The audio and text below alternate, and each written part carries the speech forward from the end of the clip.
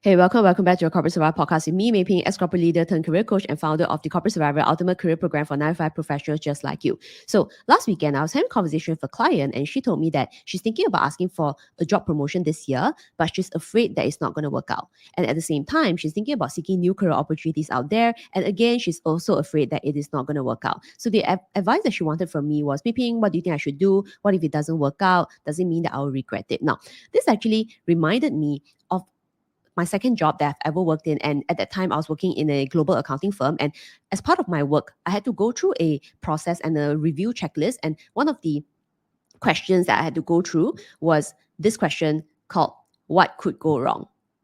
Right. So this probably made sense in terms of like doing process reviews and so forth. But this conversation I had with this client actually reminded me of the time of when I was working at that company. And the reason is because this question, or rather this statement, what could go wrong, is probably the thing that is actually stopping you from having the courage to level up, to go for the next thing, to ask for a promotion, to ask for new opportunities. Is such a simple sentence and simple word, but you notice that it's actually stopping you so much in your career. So I'm going to give you a very simple sort of like mindset reframe that I found extremely helpful in my career.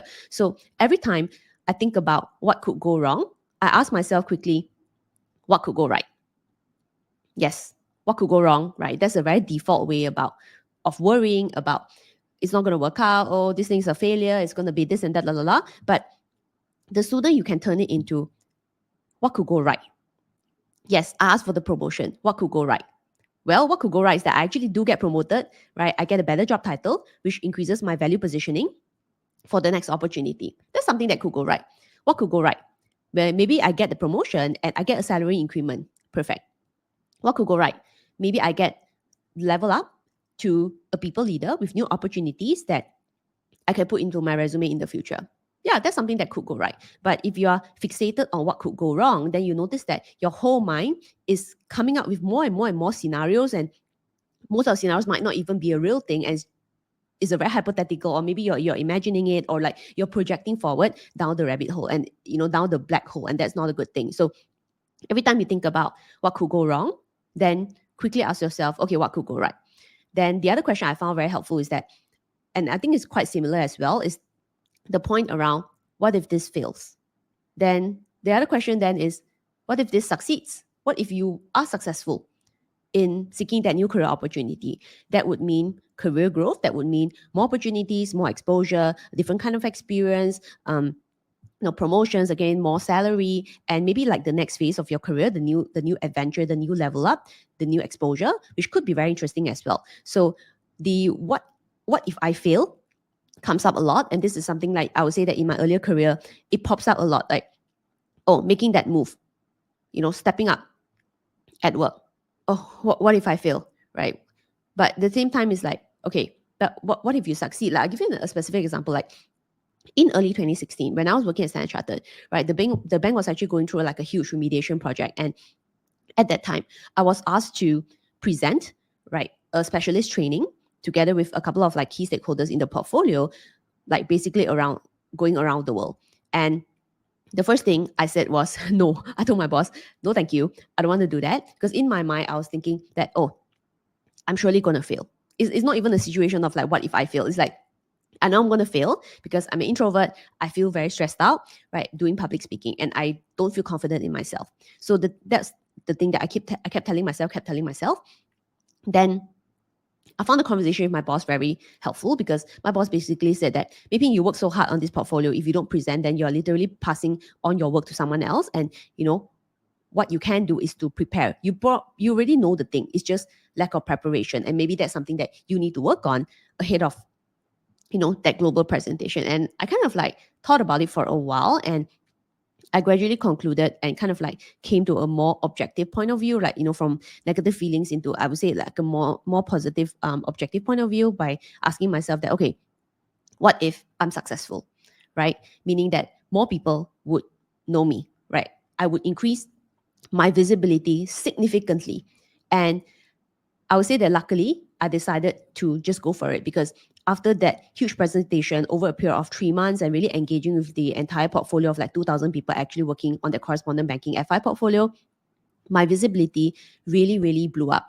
And during that time, I knew everybody is. I would say I knew everybody, but I think everybody knew me. And more importantly, I had the chance to connect with the C-suite level across all the countries in which Stanchart actually has footprint in. And I'm talking to people who are like at the C-suite level, right?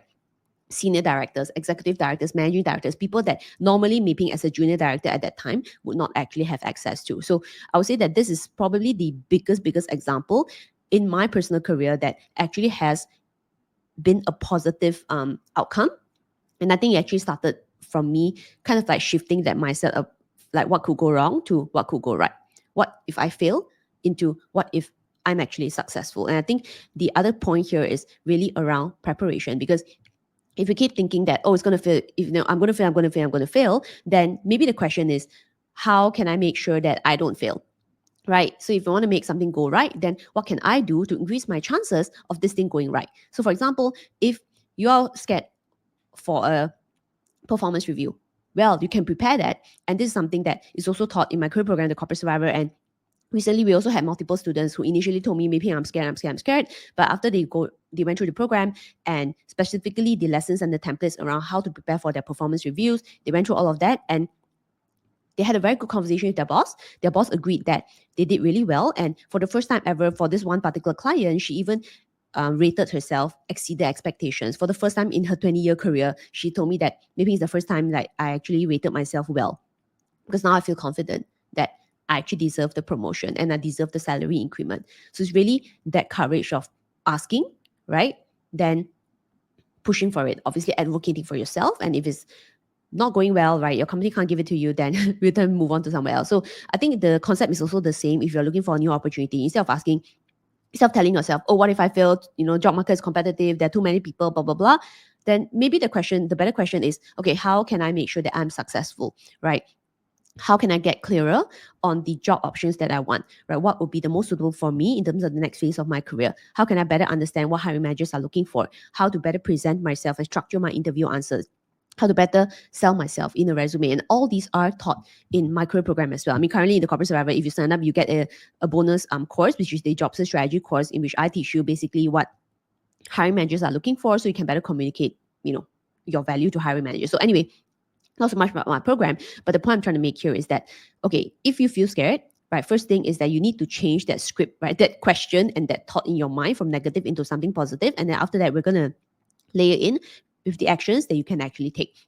And I think that's really, really the biggest shift. So I wanted to end today's podcast here by asking you and basically giving you a very quick exercise of analyzing and sort of like evaluating and reflecting and thinking back at which point in your career or maybe like in your day-to-day like work life that you're actually always having that negative thought, and I want you to actively change it to the positive connotation. So every time you say that I don't know how to do this work, I'm probably going to fail at it, I want you to turn it around to say, okay, it's my first time looking at this piece of work, then what can I do to make sure I succeed at it? How can I prepare?